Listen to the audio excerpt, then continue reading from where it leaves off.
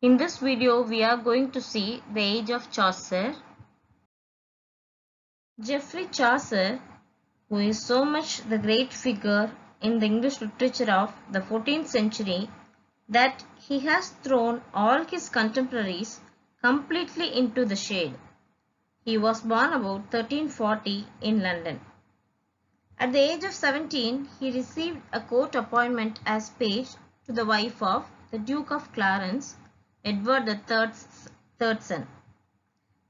In 1359, he was with the English army in France during the Hundred Years' War, where he was taken as a prisoner, but he was soon ransomed and returned to England.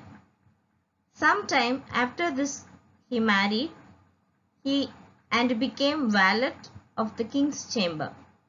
From that time onward, he was for many years closely connected with the court. He was thus brought into direct touch with Italian culture in the days of the early Renaissance. His career can be divided into three periods, which are called his French, Italian, and English period. He has written so many poems.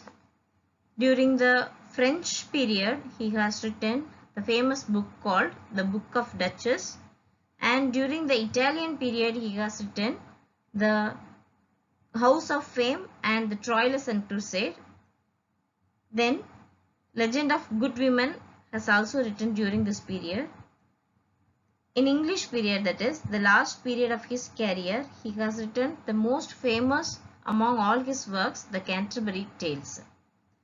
Canterbury Tales are a collection of stories fitted into a general framework which serves to hold them together. He has made the frames into three types. They are frame story, outer frame, and inner frame. Frame story is a literary device that joins together one or more stories within a larger story or frame. In the outer frame of Canterbury Tales, 29 pilgrims and the narrator on the trip who are challenged to complete in telling the best tale. Inner frame, individual pilgrims' tales.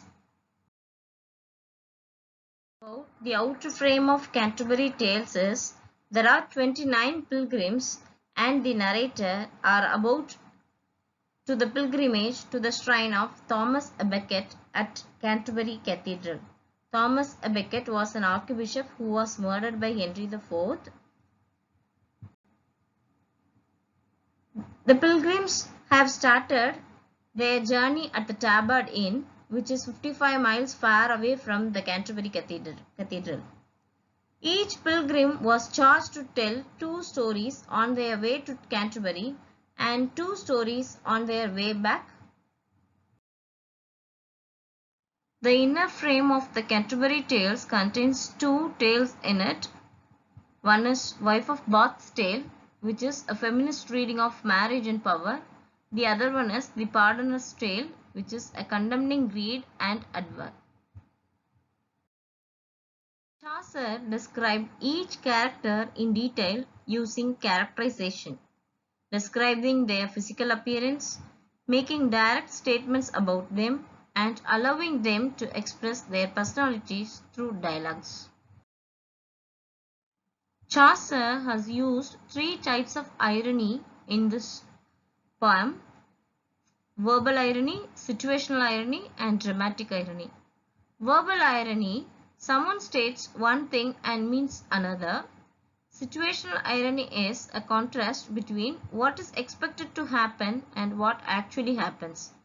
Dramatic irony is the readers know more than the characters do. Thank you all.